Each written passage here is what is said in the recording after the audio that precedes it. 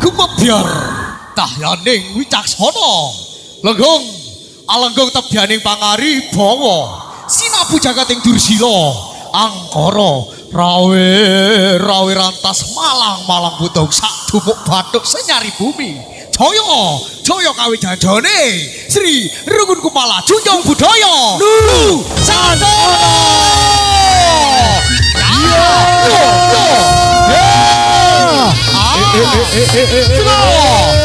Sri Rukun Kumala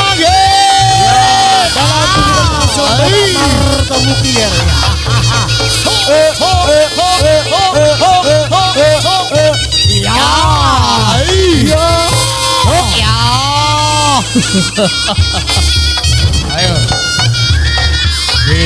alon-alon mbak-mbak nggih ngerang dalan licin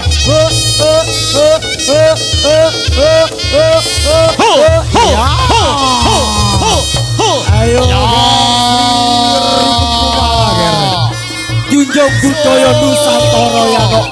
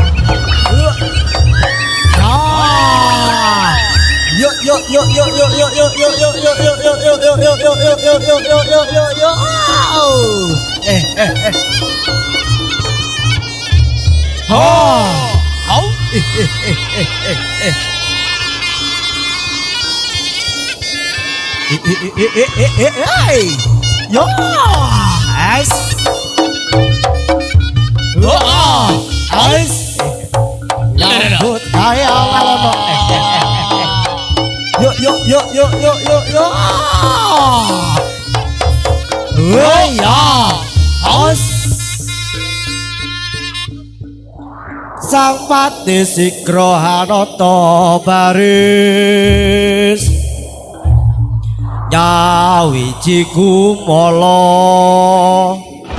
dampyak kumregut lampahe pinarung rabyak wadak kang agadi kumelar ngebaki sarandengku moro kanthi prahara gedene dampyak lumampah ngawal tindake Sang Prabu Rana Sewandana jure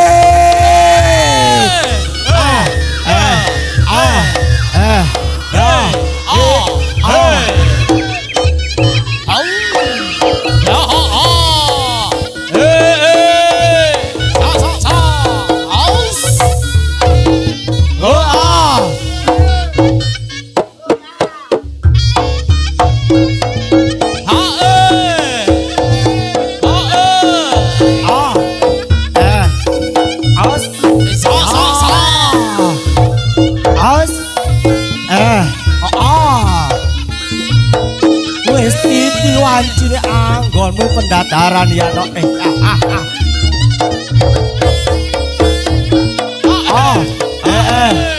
aus aus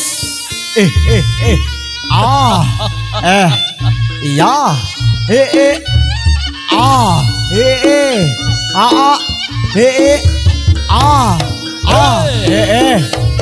Oh ya.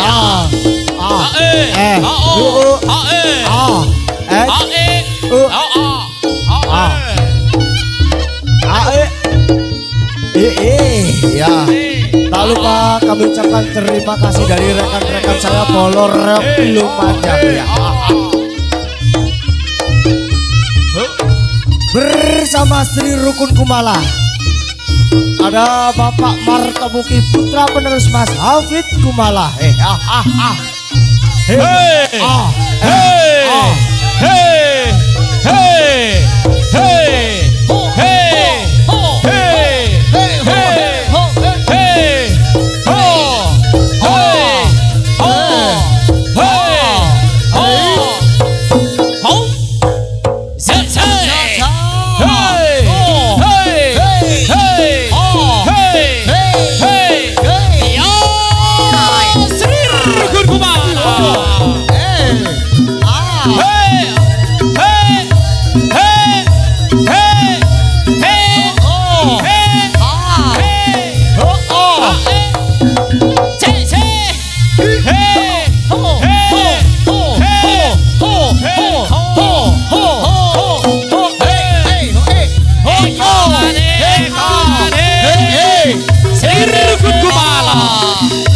Mas Hafid Kerobokan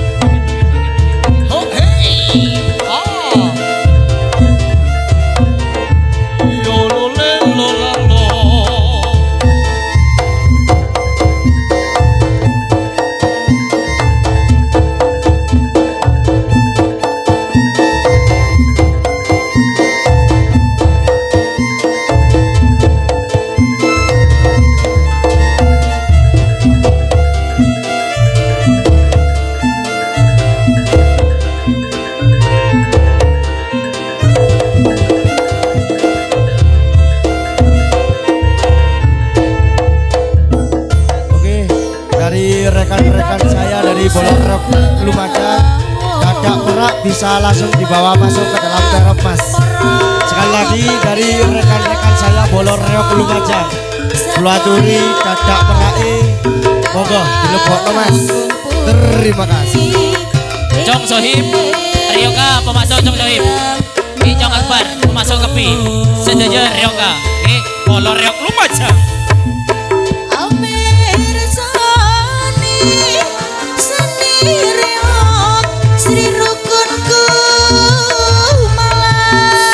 Rukun Kumala Mama Putri dipun pande kali dening Bapak Marto Kang Mas Hafid yo samaniko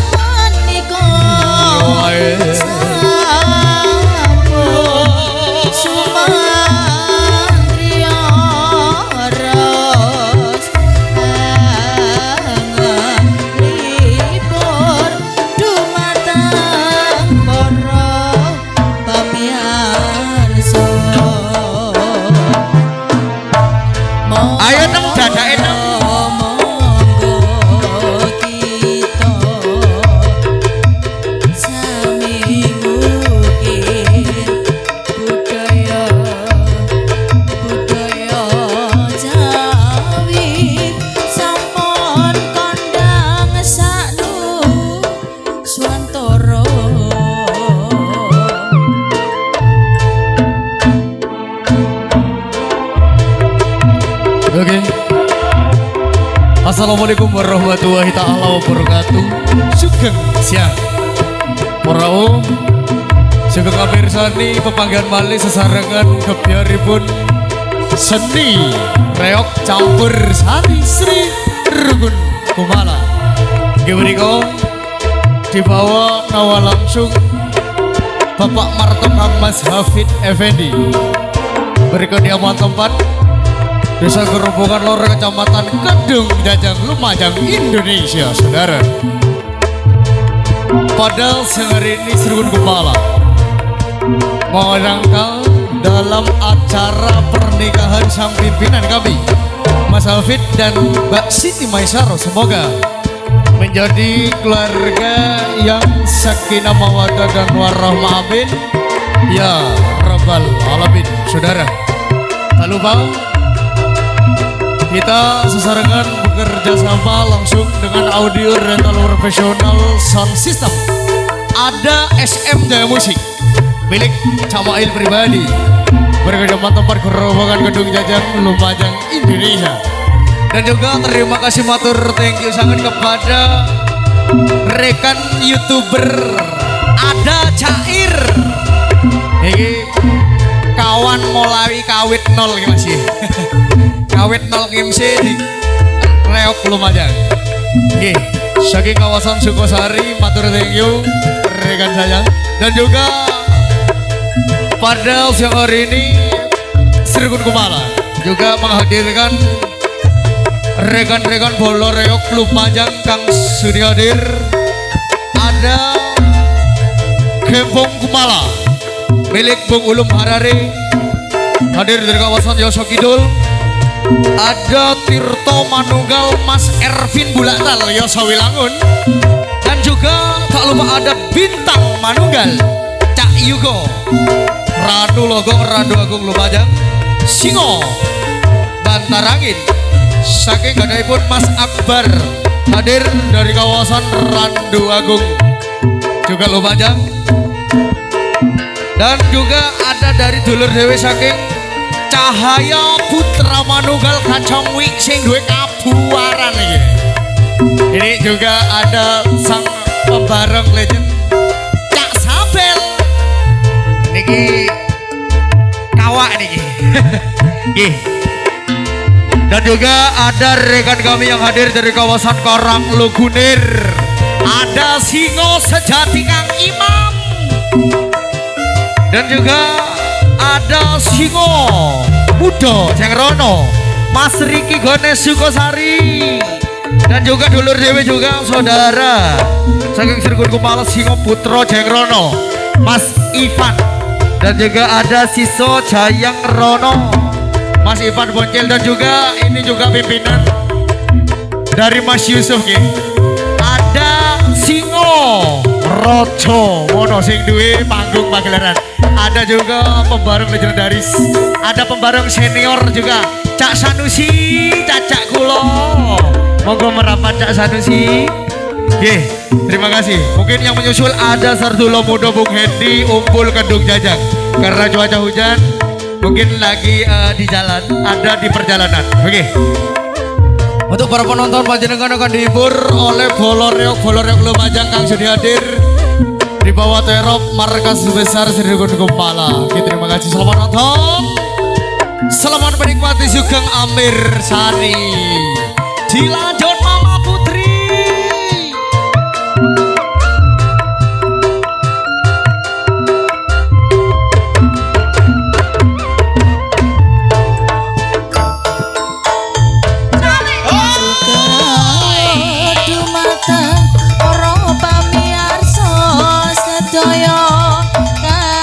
Putri ing sore menika Amir Sani reok Sergun Kumala dipun pandhekani dening Bapak Marto. Menika Ayo sebagai Suman Kacong Hafid.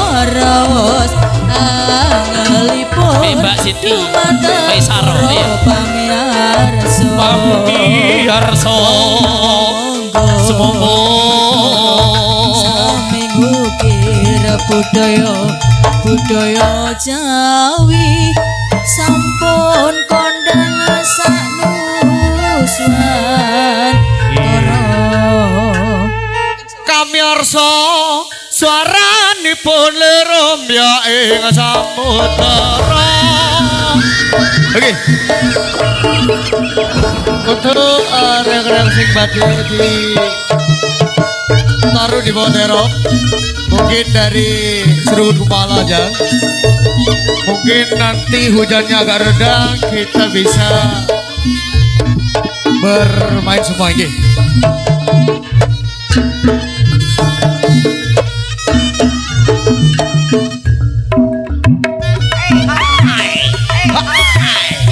Dan juga minta tolong kepada rekan-rekan yang di bawah untuk melebarkan suasana pagelaran karena reok ini rada akeh Mas ya. Saking bolo-bolo reok matur sembah nuwun, matur thank you sangat. Saking renjang kula, jeragan kula Mas Edo dan juga Kacang Wi dan juga Mas Riki, Mas Ipan, Cak Yugo, Mas Akbar juga.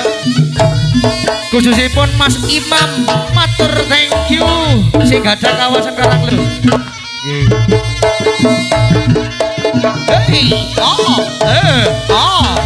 Oke, mungkin diatur hadapan dulu Mas Hafid, Mas Toi, Mas Yonggi. Mungkin diatur dulu hadapan cekne melebu kafe ning bawah tero begini. Nanti untuk barong, masalah barong itu nanti malam dah ya, karena waktu sudah memadai. Saat ini Sang Ratu Kemanten Mas Hafid kekalian Mbak Siti Maisaroh langsung ditumpakaken dadak merak jeri rukun Kumala. Ojo sampai medhon nak ya. Karena iki sing diniati kemantenipun nggih.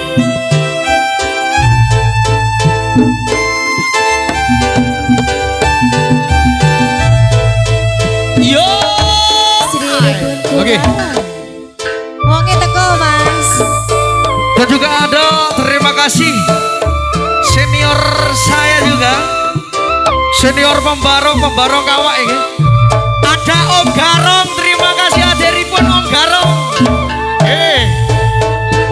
Mbak Meli.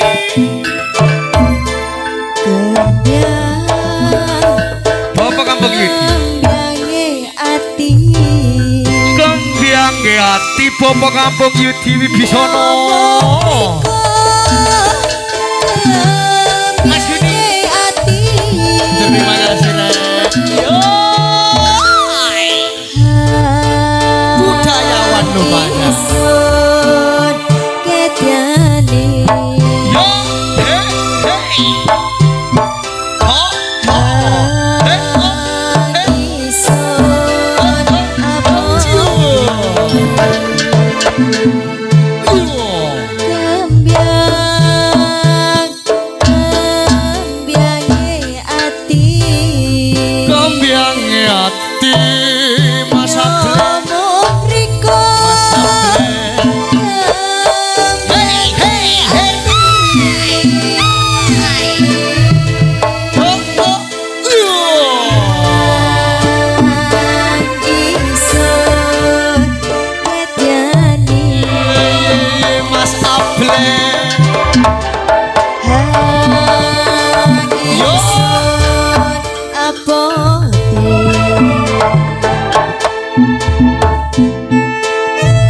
Sri Rukun Kumala.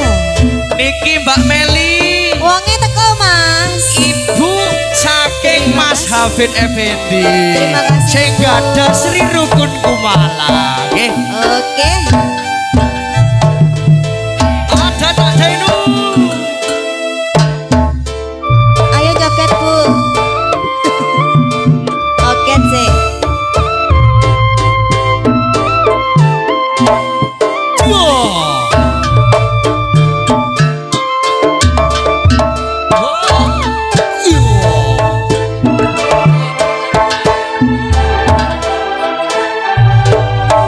Masih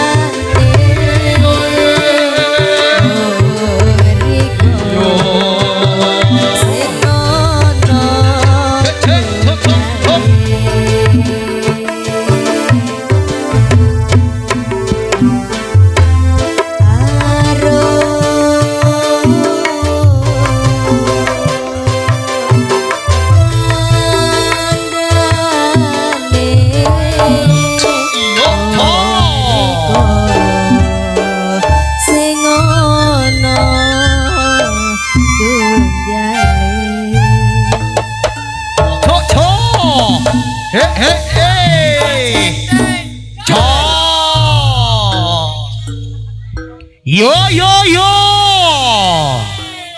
Yo yo yo. Duduk kue nak. Bravo. Monggo kula biaturi panjenengan sing badhe numpak dadak merak, terutama kula panggil niki sang jeragan wedok Mbak Siti Maisaro kekalian Mas Hafid nggih namung gateng dukur panggung nggih Mas nggih. Cek tepang artis-artise disawer Mas nggih.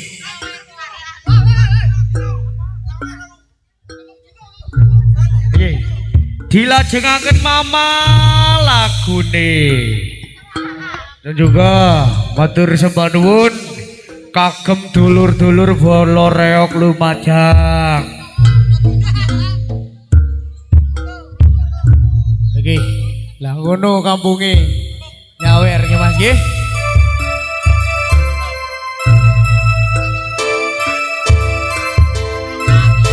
Monggo Mas Hafid kekalian Mbak Siti Maisaro ditunggu di atas pentas. Cek tepang artis-artis lho manja. Cek tepang lek jeragane wis duwe jeragan wedok. Masih sinang jeragane. Yo.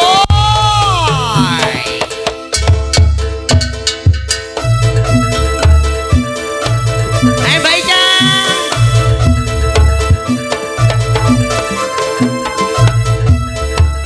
Wis romaku Mbak Ida. Lunyu-lunyu. Jane yo isin aku, Mbak.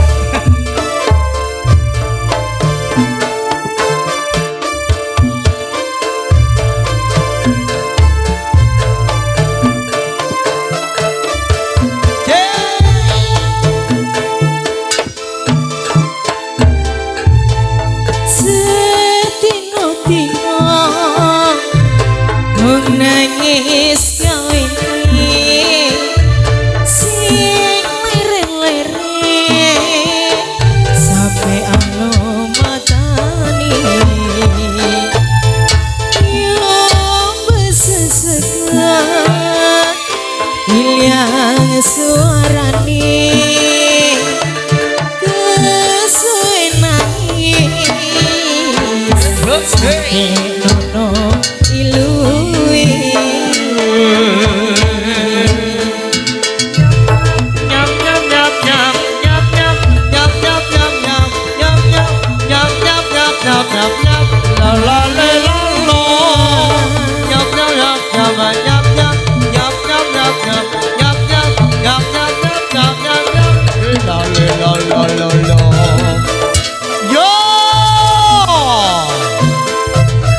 Bapak Kampung Yukti tarik wes lagu lah.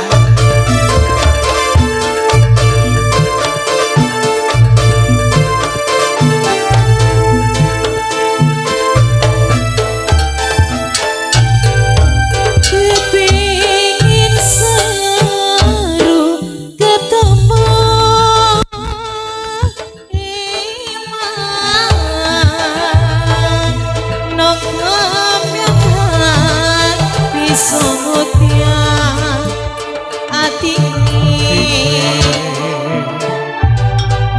kedong orek nongen disangkani Langsung ditanduri ya dungis mati nongen dipaesani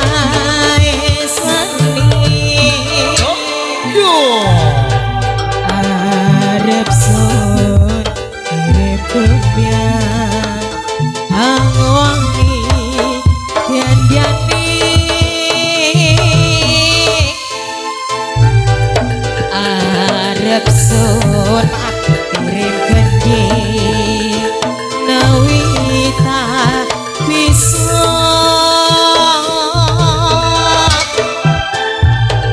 netremakan atini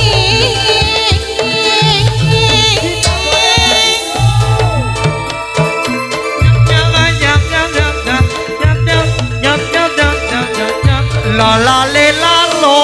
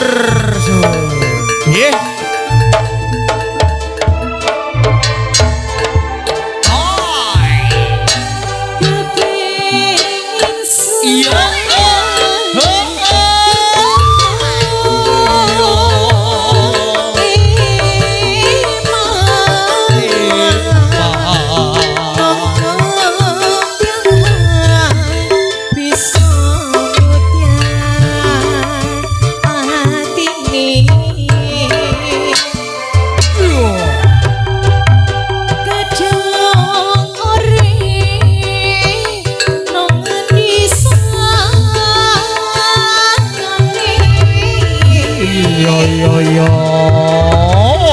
Duwe sati mengendi pangesan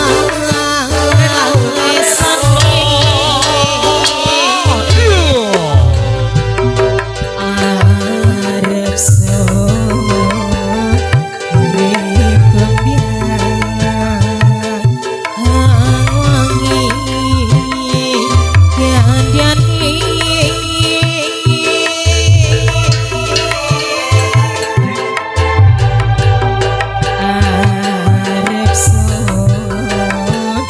urip gede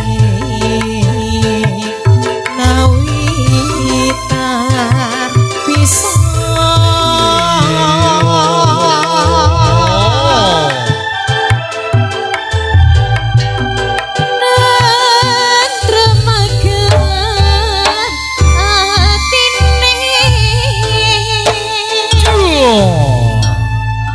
Terus ditupakno kabeh, ojo sampe ana sing ketinggalan nggih.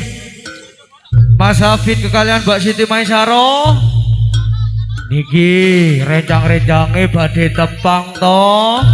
Monggo kula duri panjenengan minggah teng panggung pagelaran. Niki kerja sama kerja bareng saking SM Jaya Musik kagunganipun Bapak Mail saking Gerobokan.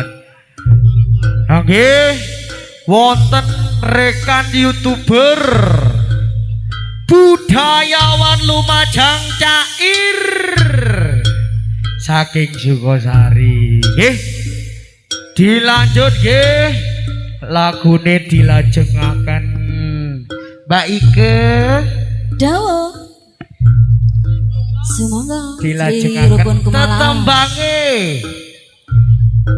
pisukane gending.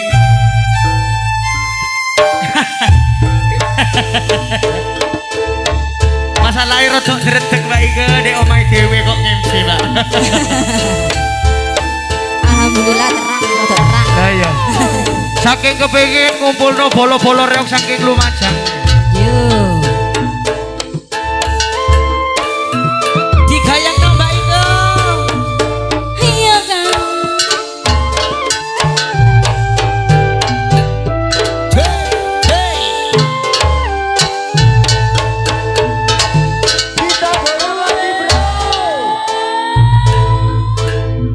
sing kira ono walah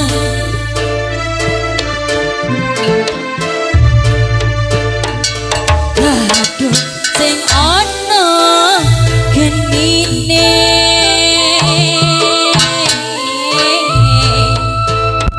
sing kira ono walah kadung sing ono wong opyo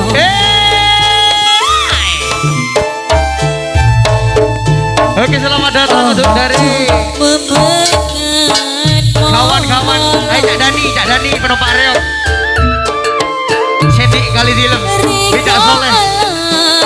Ayo Jaleh. Penumpang reok ke kita.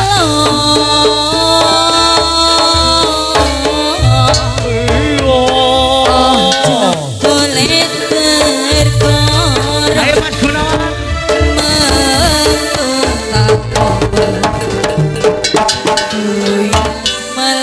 Melonyot tuyas jati ancur urip riko Sri Rukun Kumala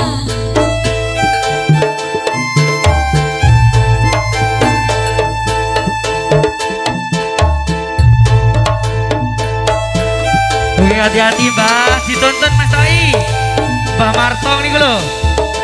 Badhe minggah teng sasana pagelaran iki jeragane. Sang legend nih. Mbak sapa? Mbakku. Mbakku iki lho, Mbak. Iya, Dek.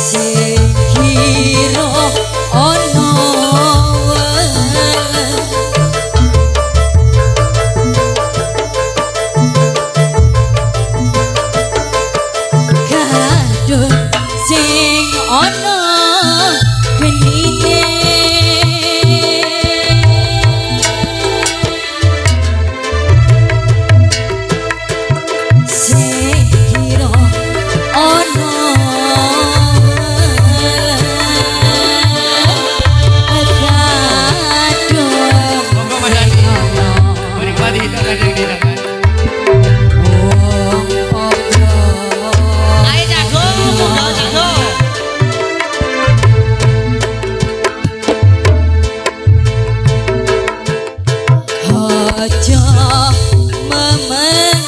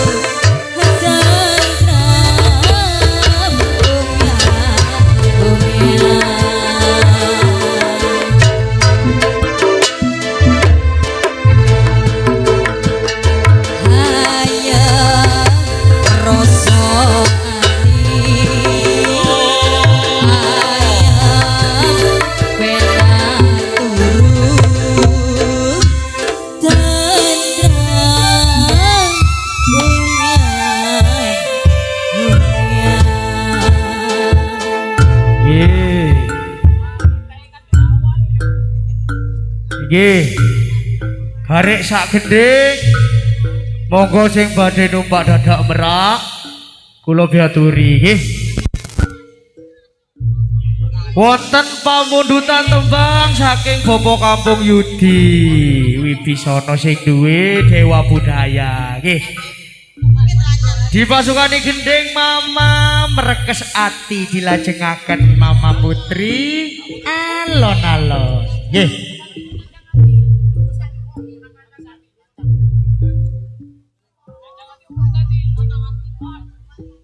Monggo.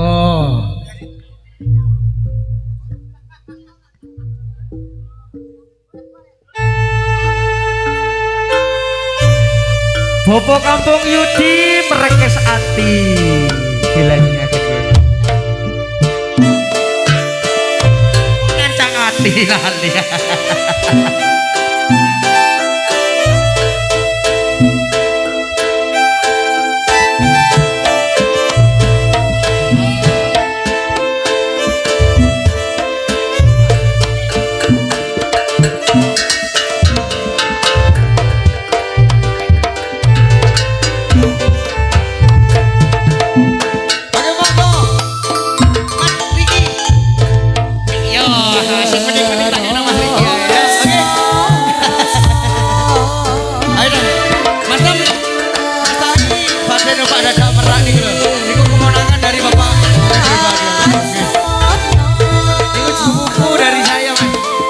Dari Mas Hafid pribadi.